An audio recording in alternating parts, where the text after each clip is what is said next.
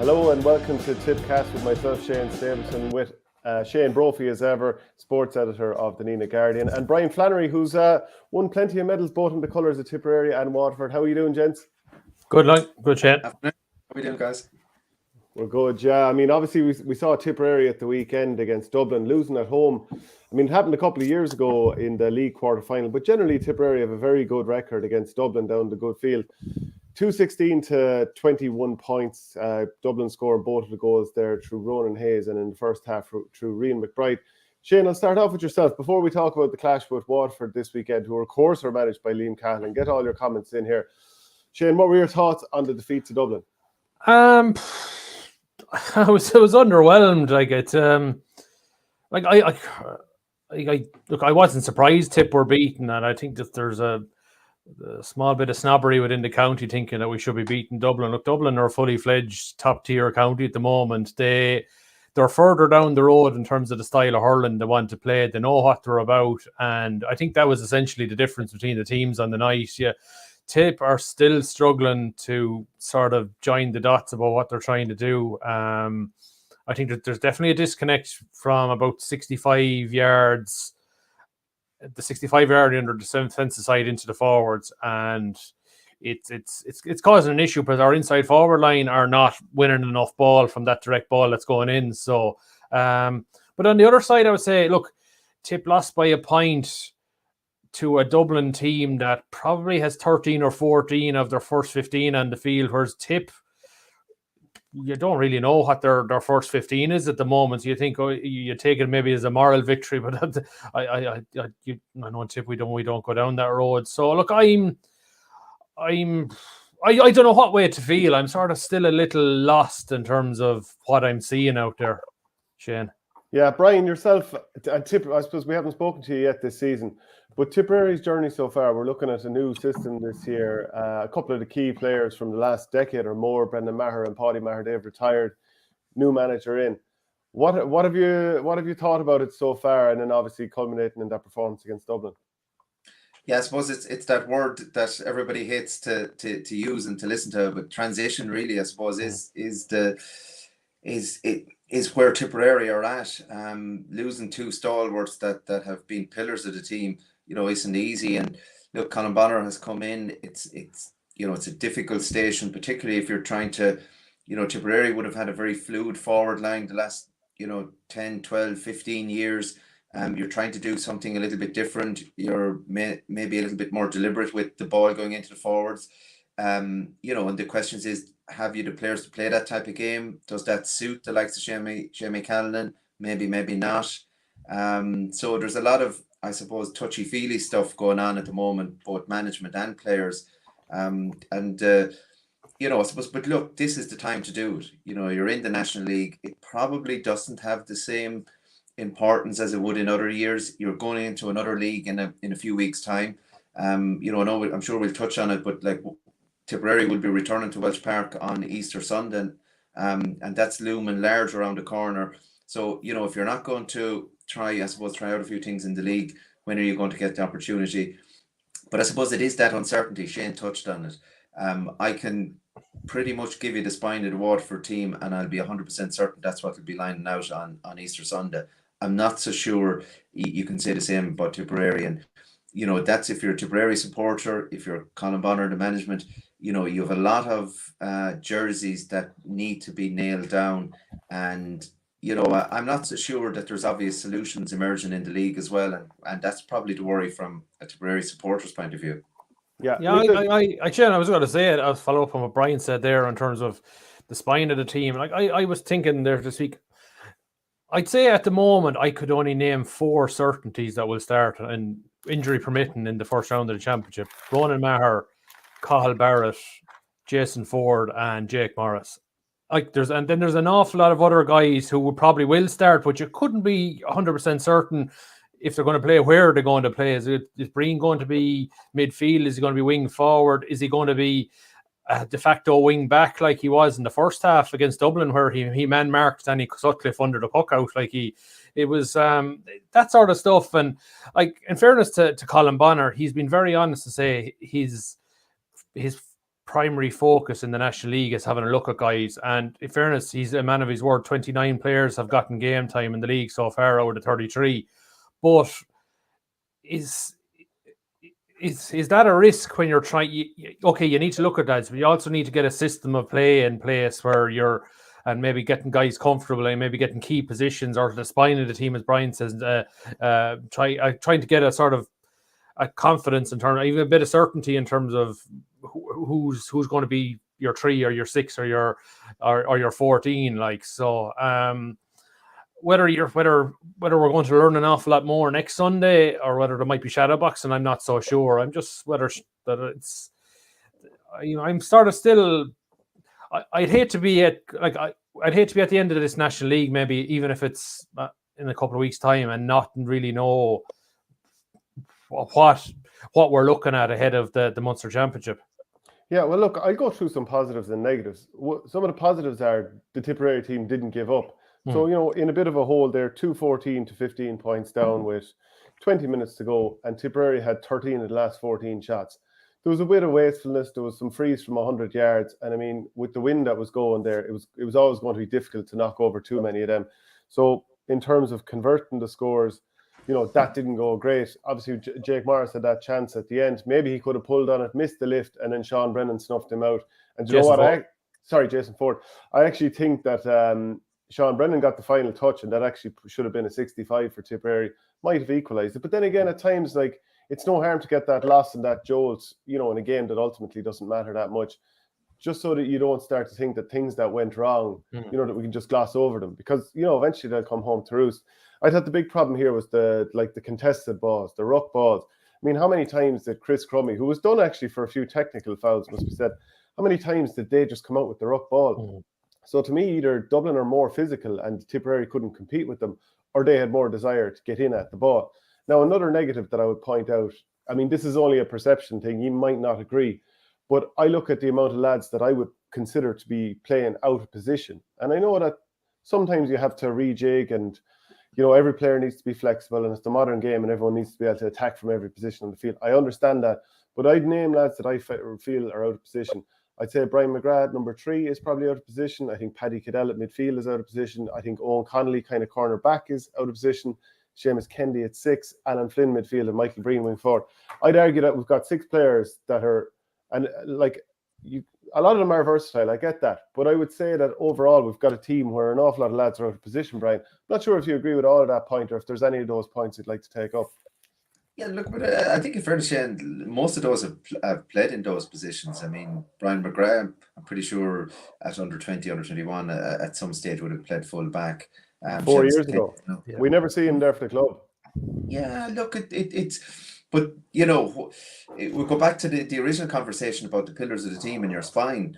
If not Brian McGrath full back, and if you're not going to stick with a guy for a couple of games and try him there, and I suppose, look, I would see the huge contrast. Like if you're looking in Waterford, you will get a second chance. You'll probably get a third chance. You may even get a fourth chance. That, in fairness to Conway, if likes of Brian McGrath, okay, might have been at fault for one of the goals around it. But like, what do? Do you just discard him and say, right, look, it's Ronan Maher next week? I think you've got to give players the time and opportunity, believe in them, and you got to, I suppose, look, coaching comes into it as well.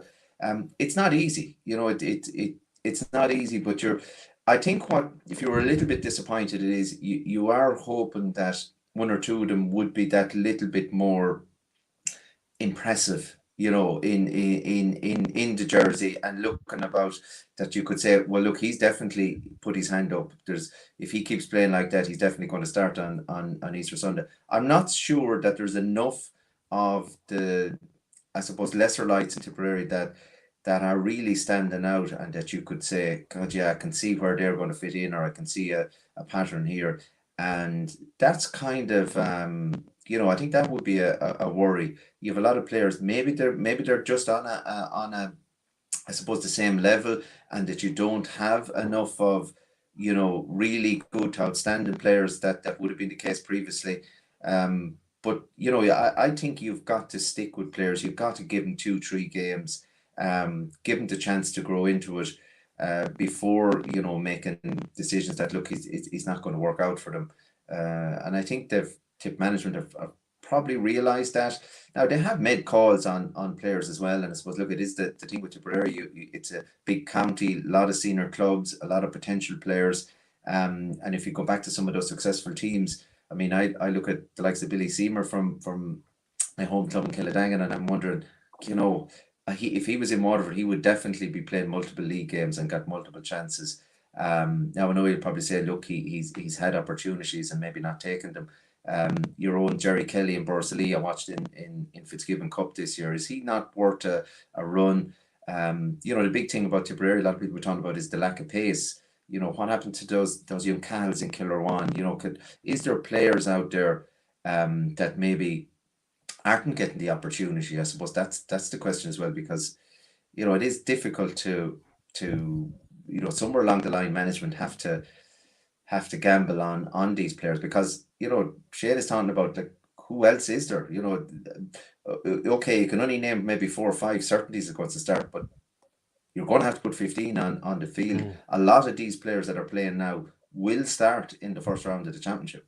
So it's, you know, and I suppose, look, that's where Tipperary are at the moment. No, I would say, like, I see Brian McGrath playing for Tipperary for 10 years, like, potentially. So it's not that I don't think he's good enough to have a place in there. It's just, I just think that there's, especially when you're trying to play in a new system and you know that the full back line is going to be completely exposed, like, who are the players that might suit that spot? Again, you might say Seamus Kennedy might be out of place in full back or in the full back line, but you know he's got the pace and athleticism required for that role. But that's just one point. Also, I'd say with the wing backs, like, so they're a huge part of trying to play this running game. And in the first couple of games, who was on the ball constantly, Shane, for Tipperary? Only Dylan Quirk and Barry Heffernan, constantly doing that interchange and the short passes and running off the shoulder, getting it again. And in this game, we had Robert Byrne, who was, you know, striking the ball long, Ronan Maher, who generally strikes the ball long. Neither of them really, you would think of, you know, hitting the ground running in terms of the give and go game. Now, maybe they could do that again. I think Robert Byrne has an awful lot of work to do if he wants to stake a place in this. I mean, in discipline during this game, even cost him a couple of times. But I think that would be a huge part of it. Taking out Heffernan, who I see as arguably Tipperary's most key player, and another player who can run the ball through the hands. Yeah, no, I thought Robert Borden was very, very hard done by if you had Chris Crummy, who was felt the wrath of Johnny Murphy for technical issues. I thought Robert Byrne was Tipperary's one. Like there was a free given away of Robert Byrne in the first half. I thought the stand was going to lynch the referee. Nobody could see what it was for. Like, so it just seemed to two lads going up for a dropping ball, and you thought maybe he connected with a helmet or something, but sure, he never even touched him. Like, so, but look, going back to the players at hand, it'll be interesting to see what they're thinking of is in terms of selection. Like they went with the same between Limerick and Kilkenny. Will they go with the same 15 or close to it between Dublin and Waterford? And I suppose that maybe that will help in terms of a bit of continuity. It might things might settle down a bit. Might help some of the guys, you say, the likes of Robert Byrne coming in there, Owen Connolly. They might just be a bit more comfortable on Sunday. But as I mentioned earlier, I think the big thing for me is the ball coming in from defence into attack. The direct ball is not working, particularly if you have the other team maybe playing a sweeper back there, where Seamus Callan just didn't hold it up. I thought Paul Flynn did to a certain extent, but he needs runners coming then off the shoulder to take the ball off him. And I think Jake Morris fed off him pretty well in the start of the second half, but you sort of need...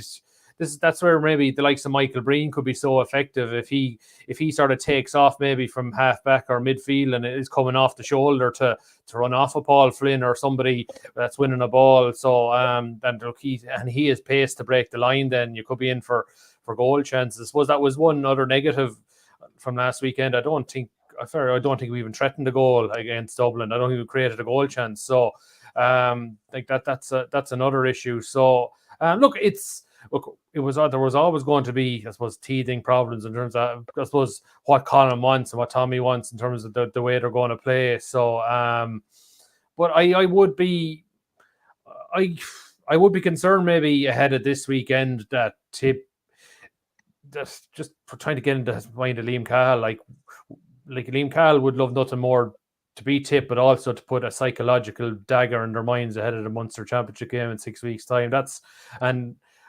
will Tipp be able to withstand that pace and energy that Waterford bring? And we saw that last year, that final league match in Walsh Park. I think the alarm bells set off then, that Limerick exposed, and then Waterford exposed them again in the All-Ireland quarter-final, even though, look, it came down to a puck of a ball for a finish. But like, I don't think that the final scoreline in Páirc Uí Chaoimh that day told the full story, that Waterford were probably more convincing winners than the scoreline suggested.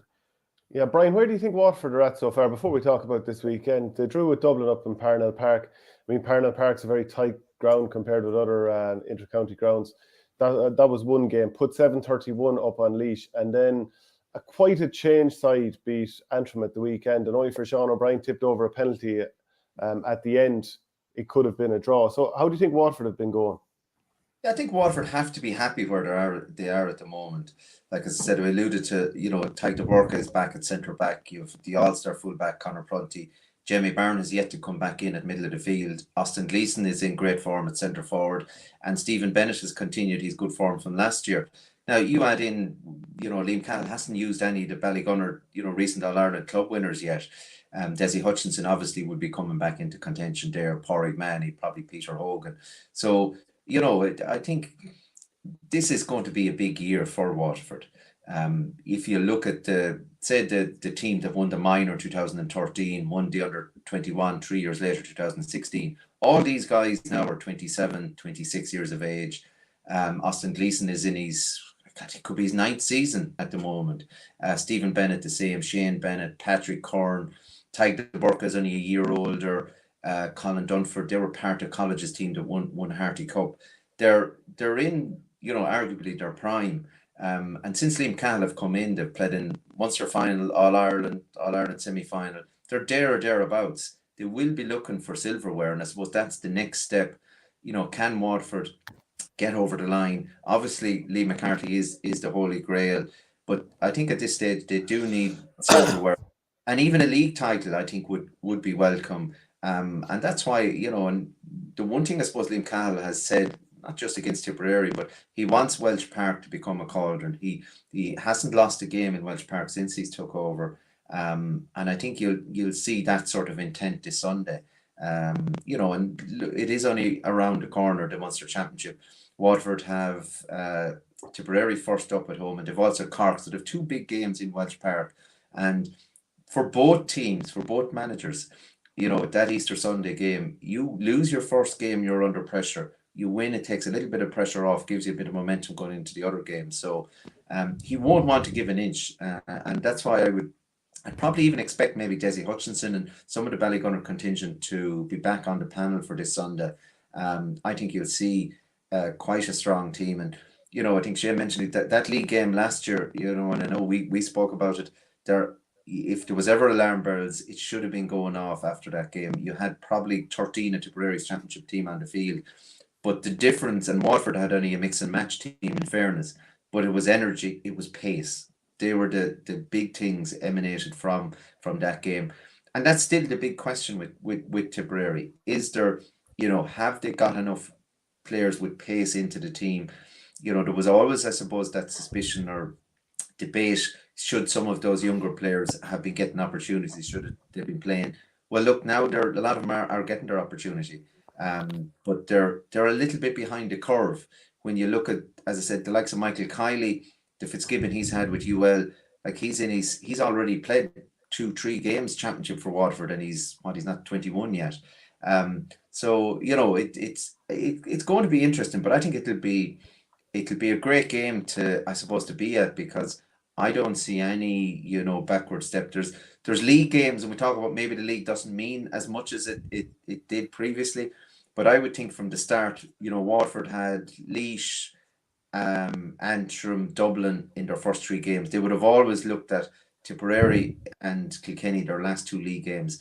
And I'm sure they would have been looking at this from a bit of a distance out, saying that, look, they're the games that they really want to perform in. And if you're a player, this is your opportunity. If you're handed a jersey, whether you're, as I said, a young Michael Kiley, or, some of the guys that have been on the fringes, your Patrick Corns, DJ Forns, if you can perform this Sunday against Tipperary in Walsh Park, you'll go a long ways to earning your jersey, I suppose, in 6 weeks' time. I Shane, just wonder, lads. You mentioned pace there, Brian, but I just wonder is intensity something with Tipp? I just thought the Kilkenny game and the Dublin game, the last 20 minutes of both matches are when Tipp played some of their best hurling in the league this year, where they sort of threw off the shackles a small bit and played with a bit more.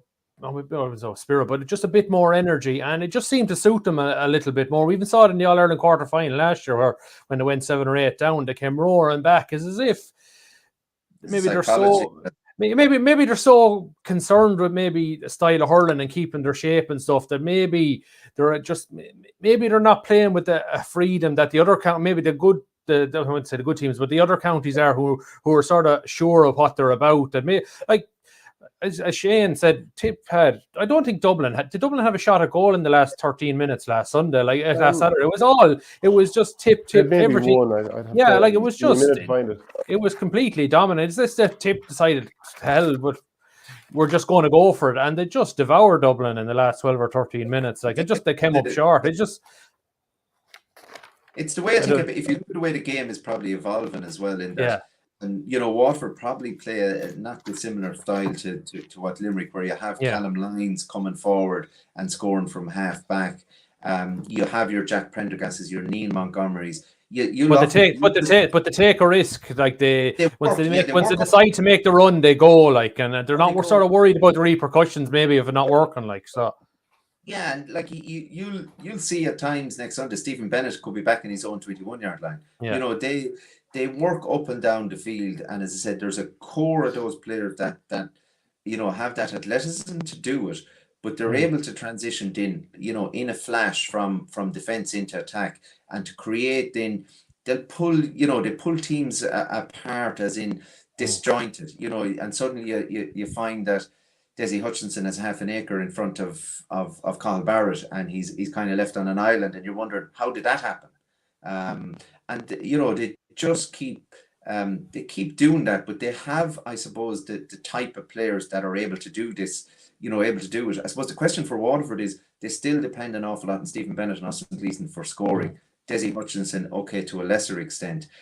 If you're playing, as I said, young Prendergast, Montgomery, if you're playing all these guys, they probably don't have a huge amount of scores in them. And I suppose I would see that if Waterford could really get another top class forward that's going to, a bit like a Tom Morrissey, that's going to get you 4 or 5 points every day, they should then be very, very close. I think at the moment it's still, you look at the scoring even in the league, Stephen Bennett is still, rely an awful lot on him, and Austin obviously was very good the last day as well. So I think that's where they need to probably find unearth. And as I said, young Michael Cahill may well be that player. Patrick Corn has, I think, scored 1-7 against Laois the week before, and Liam Cahill is, I suppose, it's good management as well. He's getting a lot of players and getting them game time. That works well in keeping a happy camp. So he has that. He's been able to give huge amount of game time. Colin Dunford the last day as well. While still being competitive, while still remaining unbeaten. I mean, that's the beauty spot really, when you can give players game time and remain very competitive and close enough to within teams. And even some of the games, okay, they were fortunate maybe to come away with a point in Dublin, could have lost the game in Antrim, but you tend to, and it's a hallmark, I suppose, in fairness to Liam Cahill's teams, they're fighting at the end, no matter whether they're whatever team. We talk about that league game last year, whatever team that goes on the field, and I would have looked at some of the list of players and I would be saying, God, I'm not so sure. But whatever team, they just battle and they stay running and they stay going to the final whistle, and that's that wouldn't always have been the case. And I think you have to give the likes of Liam Cahill and Bevans credit on that front, that they're willing to fight to the end. I do agree. Look, all said and done, it came down. John McGrath, whatever, in the championship game last year, Tipperary could have won that. But in all honesty, Waterford were the better team. So, just looking where both sides are at the moment, as I said, you'd probably have to be a little bit more confident of, as I said, where Waterford are at, the development of the team. They're just that little bit further down the line. It's what Liam Cahill's third, fourth year. It is, you can see what they're trying to do. It's very, it's very definite what the way they're playing. It's not easy to play against, as I said, but they have a very definite shape about them. And as I said, the brilliant thing is from any manager is they have a core of all-star quality hurlers that they can build around. That gives you a great start. And as I said, you're not wondering about, those difficult positions. Very few counties have a full back that they're certain of, or a centre back. For many years we talked about Cork, if they had the spine of their defence. Maybe they're beginning to solve that quandary now. But I think Waterford are in a very good place. But like that, things can change so quickly. And the Munster Championship really is, you've got to be on point, because you lose one or two games and all of a sudden you're out of the championship. And that's where, as I said, Waterford will be targeting these two home games against Tipperary and Cork in the Munster Championship. Welsh Park, they kind of need to win those. Not easy, but you kind of need to win those games. And the opposite is true for Colin Bonner. If he leaves, whatever about this Sunday, if he leaves on Easter Sunday without any points, it just makes everything that little bit more difficult. It ramps up the pressure that little bit as well, which is unfortunate. Sometimes I think when we go back to pre-pandemic, maybe the Munster Championship was nearly too competitive, as I said, and you're losing two very good teams very early in the championship. But that's the nature of it. Yeah, absolutely. Can't argue with much of that. And the other thing about Waterford is they're so good at turning and going at their man. I remember Mikey Cahill, who you mentioned, like excellent forward, coming on last summer. And there was one incident against Tipperary where I think he didn't take on his man. And then Cahill was in berating him, saying, you need to take on your man. Like, he's very good. We saw him do it in the fits. But there's a few comments flying in here, so I'll go through them. River Power says, I don't know about this Sunday, but the first round of Munster Championship is probably Tipp's most important game in decades. Something far more important than an All-Ireland is on the line. Cahill turned his back on a bunch of players he had a special bond with and fired shots at the entire Tipp setup from board players. It's going to be war. The Shaminator says, I agree. El Cahalico, round 2 in Munster will be the test. This Sunday will be shadow boxing. The real game is to come. Well said, Shane Brophy. The ball coming in from the backs is not holding up. I feel Tipp might target the Waterford game for a massive performance. On Tipp, we need to trust the process. Shane, who does this game mean more to? I think there could be a little spice in this one now Sunday. It's the first Tipp Waterford match since Cahill said no to Tipperary, and whatever you say, he was loyal to Waterford. He did say no. So I think Liam will want to win it. I don't think Liam's going to be building it up, but I'd say personally himself, I think he will want to win this one. Then I don't think Colin Bonner's going to get involved with psyching up Tipp this weekend, but there'll be a lot of Tipp fan players in that dressing room thinking Cahill thinks he has a better group of players in Waterford than he has in Tipp. That's why he hasn't come, and it might just draw an extra bit more out of the Tipp players that are selected. I do think there'll be a little bit of an edge in this game that, a lot like Cork and Limerick last weekend, it'll carry over to Easter Sunday. So maybe just the side of Waterford and Walsh Park might draw something extra out of the Tipp players that get onto the field on Sunday. Is there much of that talk down in Waterford, Brian? Are you getting a nudge and a wink from everybody heading into this game? I think there is a sense of anticipation. Like it's Waterford's first big home game. Okay, we had Laois a couple of weeks ago, but I think people have been looking at this game even this week, talking to people. There's from West Waterford. There's a lot of people, planning where they're going to park and everything else. So I think you're going to see a huge crowd in Welsh Park. There is a little bit. Even in recent years, there's Cahill, Barrett, the players have been sent off. Okay, you could argue maybe for Mickey Mouse things, but I would be surprised if there isn't, a very physical contest on Sunday. Nobody wants to take a back step this close to championship. You really don't, and I think, and that's why even looking at Limerick and Cork, there was no way last Sunday that Cork could afford to lose that game. Absolutely no way they could lose. Are Tipperary in a similar position? Maybe. Maybe they, whatever about winning or losing. I think if they come out second best on the physical stakes, I think it won't bode well for Easter Sunday. I think they certainly need to stand up and be counted. But that's not going to be easy, as I said, particularly when you're playing a team that are far more settled. this is, and I'd be very surprised if it isn't as strong as possible a Waterford team next Sunday.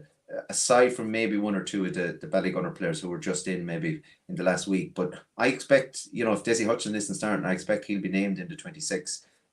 So I don't think there'll be any hiding places for players this Sunday. And I think everybody just needs to, you're getting that little bit closer to championship. Everybody needs to step up and be counted.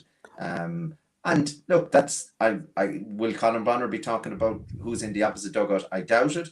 But sometimes players, you don't need to say things. It's sometimes it's that obvious. And I'd be very surprised if it isn't a full-blooded encounter from both sides. And it's probably, Brian, it's probably insane. It's probably a game both team need, because it's the only matchup in this division of Tipp and Waterford playing a team they're going to be playing in a few weeks' time. So it does, whereas Cork and Clare and Limerick it's probably just fair enough away as well. Yeah. And it's probably, they don't need maybe 2 or 3 games of this size, maybe against a foe coming down the line. I think both teams will get an awful lot out of this game. But just because it's a rivalry, it's just because of what's coming 6 weeks down the line. It's because of what happened maybe with Cahill staying and not coming to Tipp, and the fact that Colin Bonner is effectively an honorary Waterford man. He's probably lived more of his life in Waterford than he has in Tipperary now at this stage. So I think we'll know an awful lot more about both teams, I think, after Sunday. Yeah, I think you'll certainly be able to stand back and give a good assessment of where sides are at. And it probably doesn't matter a huge amount whether if you won by a couple of points or lost by a couple of points. I don't think that's really going to matter hugely. But I think the performance is going to matter. How you play, how you stand up to the challenge, how you deal with the pressure. It will be, as I said, Welsh Park, the kind of comes in a bit close on you. It's not maybe as small a bit just same it is, but the stand certainly comes in a little bit on top of you, and you will have the terraces will be busy on this Sunday as well. So you will get a bit of, you'll certainly feel a bit of that atmosphere that'll be certainly there in 6 weeks' time. So as I said, maybe the out and out scoreline may not be crucial to the long term, I suppose, viability of either team. But I think you cannot afford to. You certainly cannot afford to take a bit of a trimming, and you certainly cannot afford to be, I suppose, way off in relation to the physical stakes as well. You've got to be able to compete, because there is too much at stake at this stage, and for the individual players as well.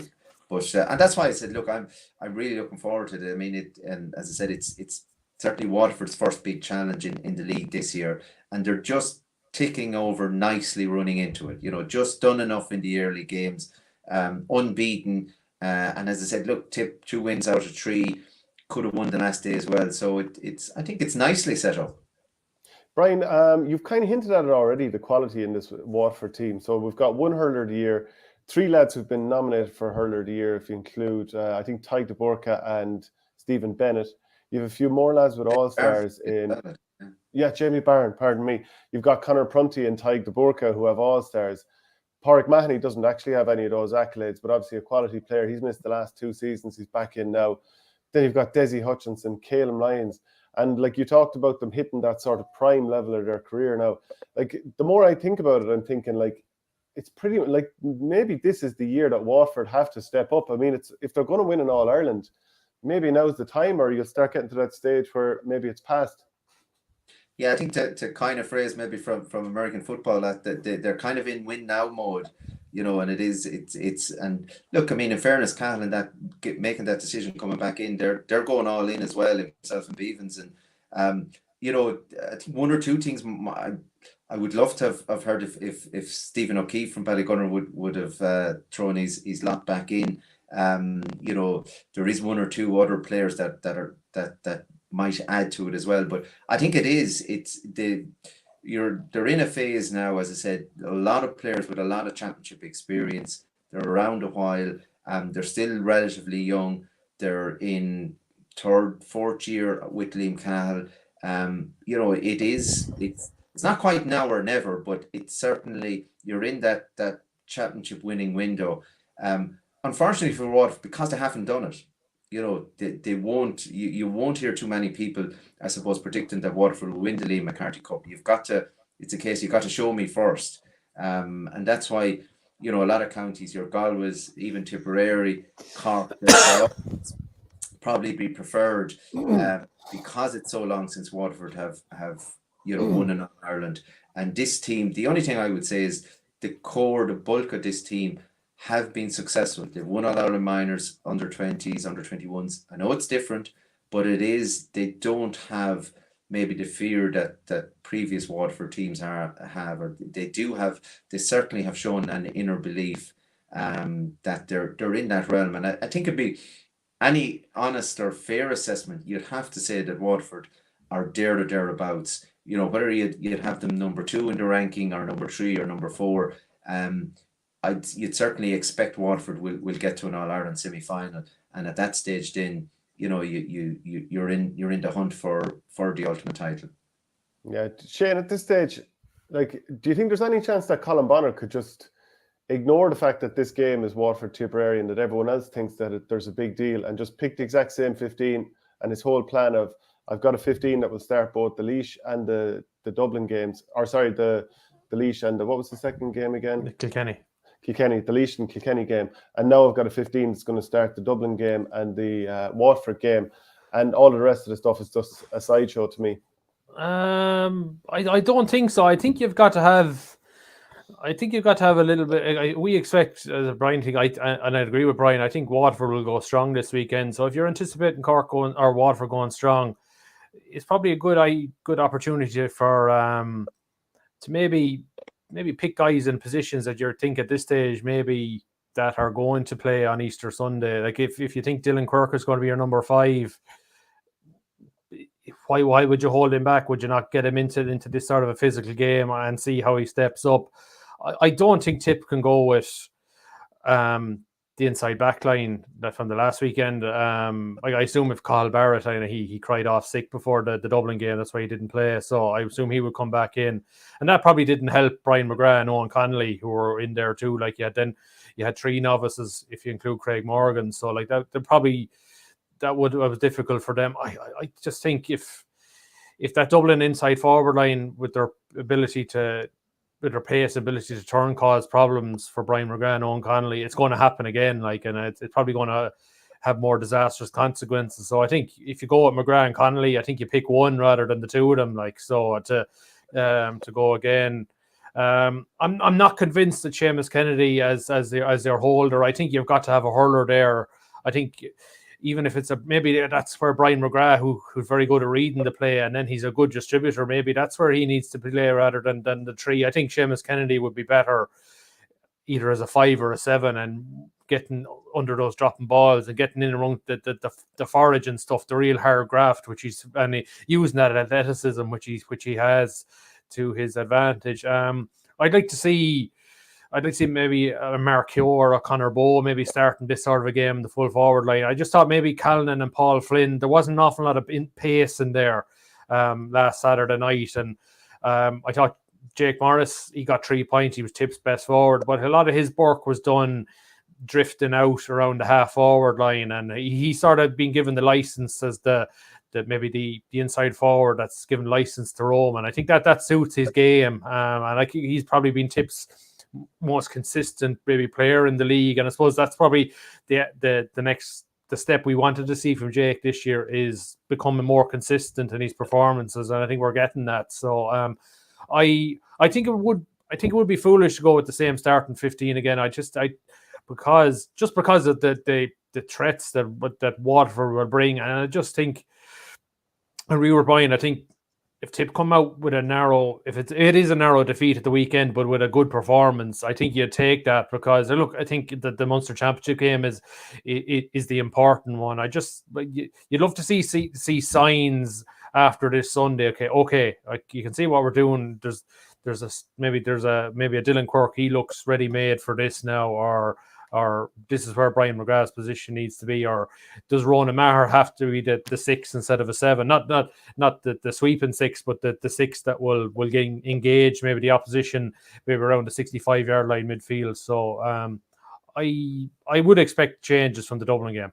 Yeah, Brian, I definitely take your point that it doesn't necessarily matter if Tipp win this game. A few points either way, no big deal really. But it is about the attitude you see, or maybe even kind of an evolution in terms of how Tipp are trying to play this weekend. So, what do you basically want to see from Tipperary this weekend if they're to move beyond what all of a sudden people are talking about not getting out of Munster? But what do you need from Tipperary this Sunday to kind of think that they're better set up for the summer? Well, I think firstly, I think the victory over Kilkenny probably gives them a little bit of leeway, because look, you don't want losing a hell of a lot of games, and I think that gives I suppose takes a little bit of pressure off, because the last thing Colin Bonner wanted was maybe to go 2 or 3 defeats in the first few league games. So I think that win was hugely important. Even though like that it was marginal, and I think this Sunday, I think you want to see Tipperary being able to compete. You want them to see that maybe they're capable of throwing a lad out over the sideline, that they're not ending up on the ground themselves, that they're that they're capable of coming out of rucks with maybe the ball. They're able to develop that game plan that they're talking about a little bit more, players off the shoulder, that they can show an attacking threat, that they'll that they like I would. It's just something that I don't expect Desi Hutchins to start this weekend, but just say if he did, instead of Carl Barrett marking him, I'd love to see Craig Morgan mark him. And if Morgan won the first couple of balls, God, imagine the level of confidence you get for a Craig Morgan coming up against the likes of him, and God, he start to grow and believe. That sort of a thing, the way sometimes you go hammer to hammer, or you maybe somebody lays a big shot and not a fair shot, but a big one. You say, okay, Tipp her up for that. I agree with you, Brian, there, just in terms of it wouldn't be the body language. Body language, yeah.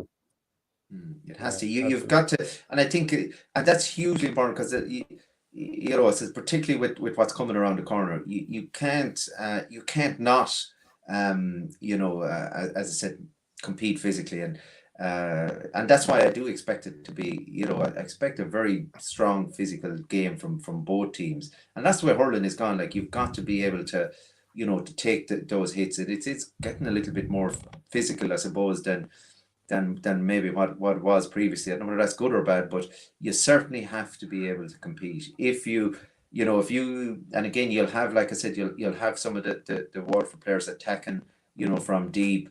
If you can't stand up a few of them, or like I said, maybe put 1 or 2 of them on the ground, like you're going to have a long day, and that's what they need to be capable of. But that's probably more upstairs. You've got to have that. And there's no reason, as I said, there's no reason that you wouldn't have that, but they've got to, you got to match that first, and then, as I said, then you can see where it takes you. But that's a minimum, I think that is a minimum requirement from Tipperary at the weekend. And look, there's they're good hurlers, Jake Morris, Jason Ford. There's enough good hurlers on the pitch that will put up a decent score, that you'll be thereabouts anyway. But and there is that perception, I suppose. Look, you look at where Limerick have dominated the last few years, and teams are trying to come up and reach that sort of a measure, and most teams have fallen short on that, and Tipperary no more so than any other county. But that's where you're aiming for. That's where you need to be if you're going to win silverware. Waterford are maybe not a million miles off it, and that's why it'll be an excellent test, Tipperary, this weekend. Can they get up to, I suppose, that level of consistency, that level of physicality, that energy, that teams are playing with, the Cahill Hayes, as I said, we talk about Callum Lyons, Tipp have potential. The Barry Heffernans and these players are capable of doing that. But you just need to see it, I suppose, on a more consistent basis. Great stuff, Brian. You really helped us tee the game up lovely for Sunday, and we'll be chatting to you again soon. Cheers, guys. Brian. Thanks. So that was Brian Flannery there. Great to have him on the show. Shane, I'm just going to go through a couple more of the comments here. Flannery Shane Edwards says Tipp needs to take chances in the league and let the losses happen if needs be. It's around robin that Bonner needs them to truly click and get to the latter stage of the championship. River Power agree. Kyobo and Brown, maybe even Keane Darcy have to start. We need to find out about these lads. Paul Tierney says Cahill Barrett was a real miss last week. His pace and experience lacked in the backs, definitely, and he was man of the match against Kilkenny the week before. So you know, when you're trying to build a bit of a newer team, you do need those guys who are still there to kind of buttress the team. And I'm interested to see, does Ronan Maher stay at wing back, or do you think maybe move him into the full back line because we want a runner more so at wing back like Barry Heffernan? Does Gerard Brown, like himself and Cahill Barrett, came out of the team a little bit late? Well, it was certainly announced late. Do you need Gerard Brown's legs back in there? His form is obviously going to have to take a big jump up. Mark Keogh also.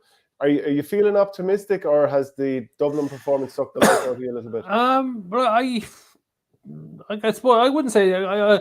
In some ways, like I think in all my player ratings for the match this week, I think Robert Byrne and I think Jake Morris were the only two I gave a 7 to, or maybe Jason Ford got one because he was very good in the freeze. But like there was an awful lot of players probably didn't get above just okay last weekend. But if Tipperary can find an extra level next weekend, I'd be expecting a strong performance. I suppose you're just, in terms of, my concern would be that, okay, you're trying an awful lot of lads out in the league, but then you're gambling that it's all going to come together on the first round of the championship without maybe seeing a pattern emerge in the league. That'll be my concern. But look, if Tipperary come out of Walsh Park with a win at the weekend, it just might give everybody the sort of lift and a boost in confidence that would, I suppose, that Colin Bonner probably just to I suppose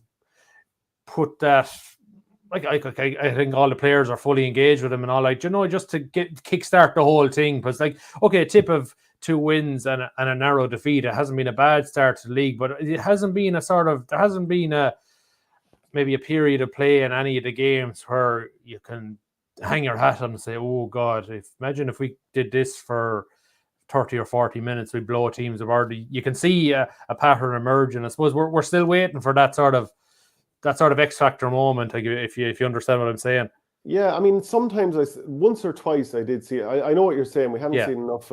Once or twice, generally it's revolved around Barry Heffernan. I have to say, I think he's arguably Tipp's most important player at the moment, but you could make a fair case that Jake Morris is too. It's just a little bit of rejig here and there. I know what you're saying about Robert Byrne. He did a couple of nice things, but like a couple of times going up, batting puck outs, high balls. I mean, that's under 14 stuff. But I think he's a lot of good about him too, and we saw what he did with the under 20 team. So I know I've mentioned him once or twice. I'm not dismissing. I just think that there's a bit of work to do there in terms of thinking about the game and modern hurling and what way Tipperary want to go about it. I agree with you. I'm not sure that James Kennedy is the right fit for number 6. But I definitely see a massive role for him in the team. So I'd also like to see Dan McCormick more playing probably maybe centre midfield, defensive midfield.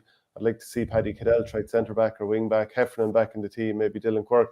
But those are little things that I suppose they'll iron out. I thought Barry Hogan did well enough in the goals. That's another thing that we'll see how that evolves. Conor Bowe, I do want to see getting more opportunities. He came on, he got a lovely point against Dublin.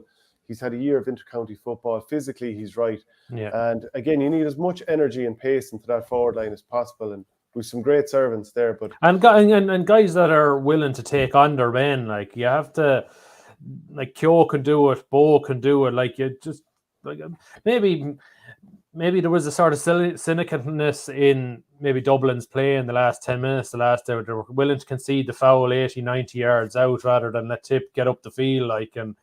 Maybe that's why we sort of didn't see a lot. We didn't create an awful lot of scoring chances 40, 50 yards out. Maybe bar the ones maybe Jake Morris got, and I think Paul Flynn worked a nice score for himself in the first half. But apart from that, we got very, very few of those points from 20, 30, 40 yards out where your inside forward is doing the damage. Yeah, well, we basically didn't really create that much compared with Dublin. They were moving the ball around lovely, and they were moving the ball up the field enough so that they could deliver it nicely to their inside forwards. There was an acre of space in front of Paul Flynn and James Callan at times. Now, sometimes they just simply didn't get out in front of their man because ball did go in, or maybe Callan, who hasn't played much so far, spilt a couple of balls. And Owen O'Donnell, no better man to be right behind you to whip the ball off you. But I think Dublin worked the ball an awful lot better. They seemed hungrier for the ball. But like you mentioned too, Tipperary were good coming down the last 20 minutes and completely dominated. And I think if Tipp get the system right, the hurling will allow them to kill off an awful lot of teams. We were both at Semple Stadium for that, and we both stayed on for Tipperary. Just before we go to the football, just in terms of the league itself, like it's I think we're going to have a couple of counties who are going to really go after this now, because you're looking at probably Cork and Wexford coming from 1A, and you're looking on form. You probably think Dublin and Waterford are probably going to come from 1B, and I think any of those four teams would cherish a league title at this, just to maybe a validation of where they are, and just in terms of a platform for the championship. Yeah, actually, Darragh Egan is the only new manager who's unbeaten in the top 12 teams so far. So he's going really, really well. Sorry, who has a 100% record. Liam Cahill is also unbeaten. Yeah. You know what I mean? He's won every game. I think Cork would definitely love a league title. They've no title since 1998. The manner of their victory over Limerick, that was a real, you know, we haven't forgotten about the 2021 All-Ireland. We're not going to be physically bullied again. Now, whether they can keep that up come championship, like Limerick, I think they're vulnerable this weekend. I just think I just wondered, did they like, there was such a focus and an edge to their performance last week. Will there be a drop off this week? And you think there's going to be a reaction out of Galway, because they didn't really raise a gallop against Wexford. So that's not to say Cork won't win, but I just think I wouldn't say that Cork are definitely going to ride into Páirc Uí Chaoimh on Saturday night and beat Galway 6 or 7 points. I just think that last Sunday, maybe there were between rounds 2 and 3, there was a lot of focus in Cork. We have to win this game, and sometimes there'll be a drop off in maybe an intensity, and lads just won't be the same level 6 days later.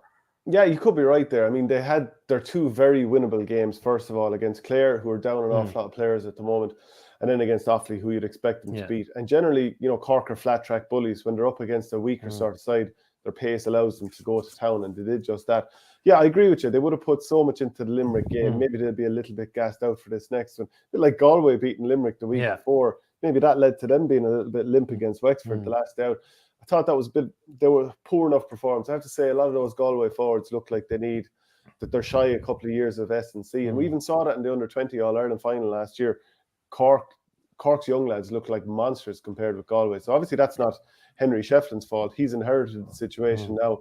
He doesn't have Brian Kincannon, Darren Morrissey, the cornerback. He's out at the moment. Both of those got injured. They were double jobbing between NUIG and Galway. So I still think at Páirc Uí Chaoimh that Cork could actually, I can see them winning this game. I know what you mean. If they're a bit flat after the performance, maybe that could be a reason for them to have a bit of a downturn. But like, just Galway were so tepid the other day, and maybe they're in a heavy training block as well. This is the other thing that we don't know about teams. But Cork, a bit like Ballygunner playing at Páirc Uí Chaoimh rather than playing at Páirc Uí Rinn, I can see Cork doing very, very well at Páirc Uí Chaoimh in this game here. How impressed are you with Darren Gleeson? Sorry, there's obviously Darren Gleeson. I meant Darragh Egan. Oh no, you'd have to be. Sure, like they have. Sure, what, like to beat Galway, to beat Limerick, and to beat Clare, and to beat Clare and Galway away from home at some start. And look, I always thought he was a very, very good fit for Wexford, because there was no real rebuild needed. Like the players that Davy had for the last 4 or 5 years, they're sort of in their prime now. But it was about allowing. I always felt it was about allowing the likes of Jack O'Connor and Conor McDonald to do what they do best, which is get close to goal and scoring. And I think we're seeing that the benefits of that. Like I think, were you in Semple Stadium with me the Cork Clare Wexford match last year in the championship? No.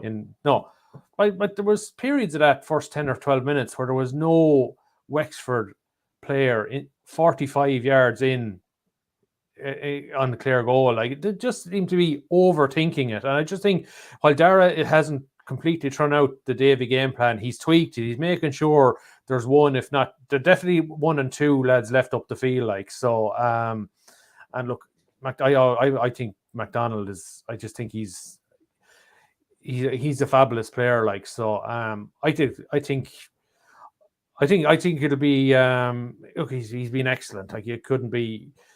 I think there's a great chance that they're going to get out of Leinster this year. I must read through the fixtures to know who has the home games, and this was, I know Leinster, you have 5 games in Leinster instead of 4, so you're getting a third home game, some of them. So who's that going to help? But I think Wexford are in a very, very good place. Like so. Yeah, the Showminator says refs need to clamp down on Watford throwing the sliotar and the trend of diving. Cahill's influence here. I don't know. I think that's no. I think there's a lot of counties at the throwing now. Like so. Well, yeah. I don't know. I found, especially watching the Cork Limerick. Cork definitely have a sort of unique way of handling. Like Mark Coleman, I don't know how he's getting away with it. They're kind of rolling the ball along their fingers before they let it go. Like it is. Mark Coleman, I think he's one of the worst at it. Nobody tends to pick him up, but it's more of a fling actually than a throw, like it. But they're using their fingers to get a bit of more velocity into it. It's yeah. Well, one of the referees was on to me during the week, and he's privately, and he said that there was a referees meeting last Wednesday week, and there was a real clampdown on the throw. And this thing is only going to be ramped up heading into the summer. I know we've kind of heard that before, but that does seem to be the emphasis at the moment. And I hope that is the case, because there's no skill in throwing the ball. No. And like, I don't want to give the benefit of the doubt to the players. Give the benefit of the doubt to the referee, because he's the one trying to decide what's that a throw or not. If you haven't made it obvious, you get the odd one wrong, but you have to accept it. And because like there's no skill in throwing the ball, and it'll probably mean slightly less of hand pass and stuff, and more lads driving the ball along, which means more contests, which is more exciting to watch. So maybe the viewer will enjoy that. Do you want to move on to the football? Yeah, well, we were both there to see Tipperary footballers beat Sligo 113 to 1-9. Hasn't been a great season before this. The Wexford game had been cancelled. That's on this weekend. Before that, draw with Waterford 10 points apiece, and an 8-point loss at home to Andy Moran's Leitrim in the good field was obviously not ideal. What did you make of Tipperary and the victory over Sligo? You'd have to be hugely encouraged. And from what I saw, like I know people might think that wouldn't see Tipp football that often. Like why are we getting a bit excited over beating Sligo by 4 points at home? But like for any like myself or would see the Tipp footballers a lot, like that performance was their best in 2 years. Like it just had the energy. It was lads attacking at pace. It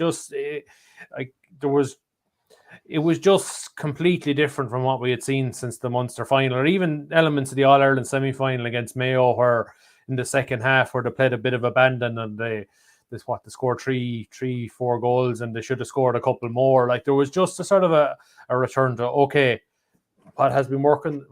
we've been doing the last 18 months in terms of maybe rigid sort of structured football. It's not getting the best out of our players. We're gonna have a go at teams. If we get the ball, we're going to counter-attack, and we're going to counter-attack its pace and numbers. And like we saw that last Saturday night right from the word go.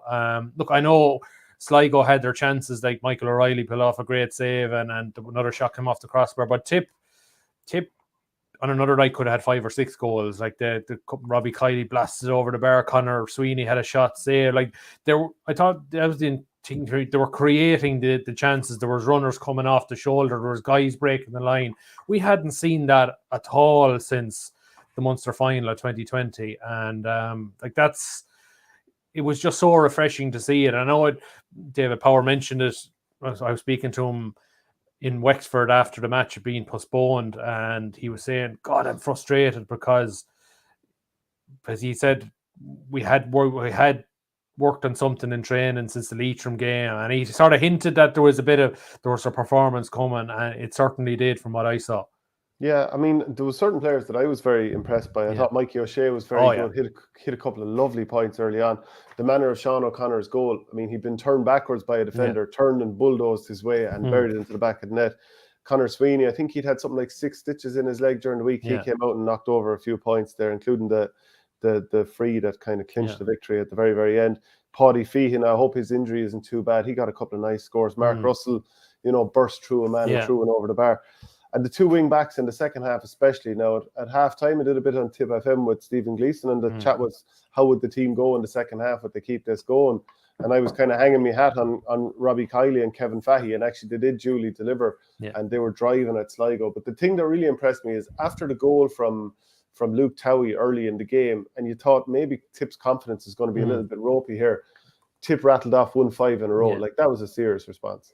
Absolutely. And even like there was a long passages in the game, second quarter, and then maybe midway through the second half where Sligo owned the ball. Like they definitely dominated possession, but Tipp defensively were well drilled. Like they never created sort of a. They always seem to be pretty sure. Sligo could struggle to get a clean shot off, or there was maybe or there was a player allowed drift in unmarked or anything like that. I thought they were very, very well drilled. Shane O'Connell, cornerback, was excellent all through.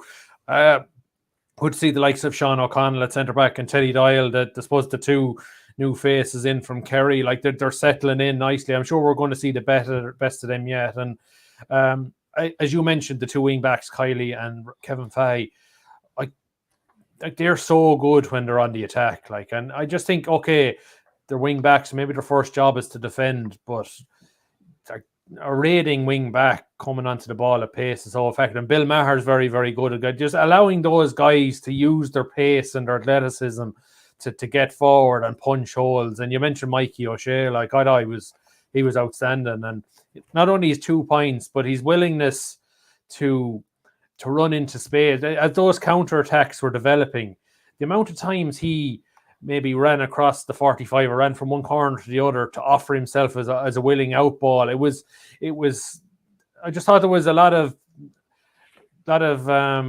understanding about the game plan and what they were trying to do. I think it definitely as a game plan was getting more out of the team, and I think there was a lot of more understanding from defence into attack about what they're trying to do. And I feeling positive going into this weekend. I mean, I'm just looking at Wexford's sort of results so far and seeing who they've played here. And they got beaten by Cavan 17 points to 1-8. Before that, Sligo saw them off by 12 points to 10. Are you feeling good about this matchup? You would be, because like I suppose if you take this 2 weeks ago, Tipp were going down there off the Leitrim defeat, and you're coming in under a bit of a cloud. Now you're going down there thinking off a good performance against Sligo.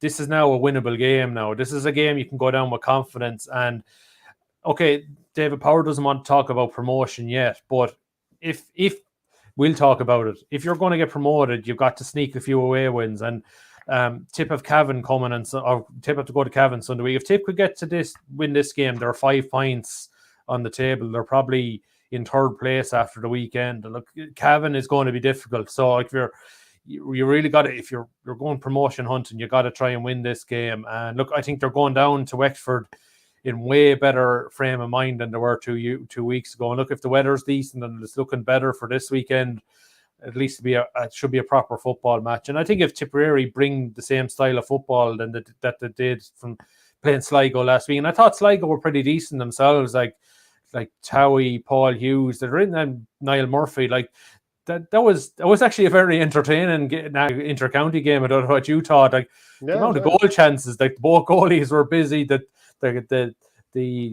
the frame of the goal was tested for both teams. I thought as inter-county games go, I know it was Division 4, but I found it very, very entertaining. No, it was good. And I wonder, did Michael O'Reilly get a touch when Sean Carabine hit the crossbar? He seemed to have done, yeah. And I would think, I haven't had it verified yet. I'm not.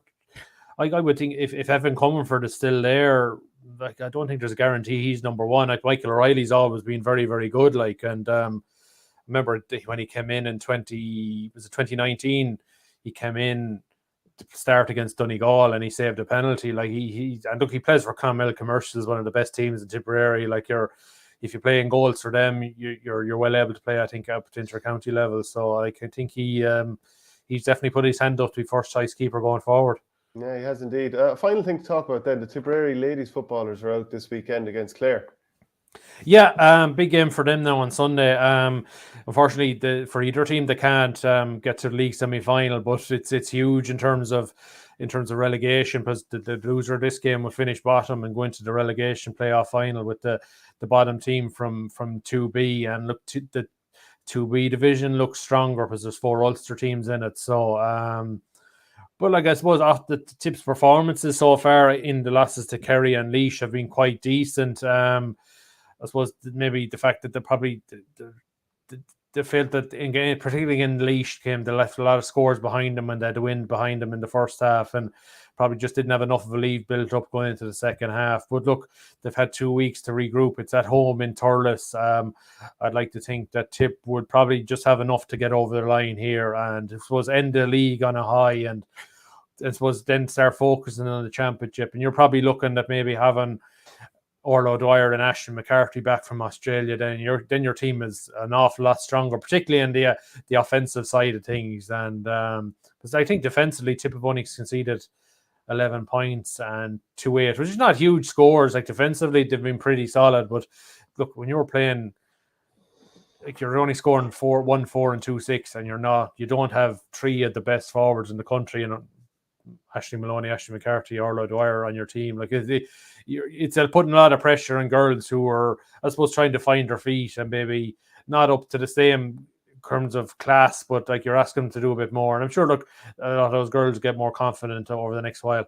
Yeah, no doubt about it. Well, look, I think that's pretty much it from this week on the show. Don't forget to pick up the newspaper, the Nina Guardian. It's in shops now. Shane, we'll chat to you this time next week. Yeah, talk to you then.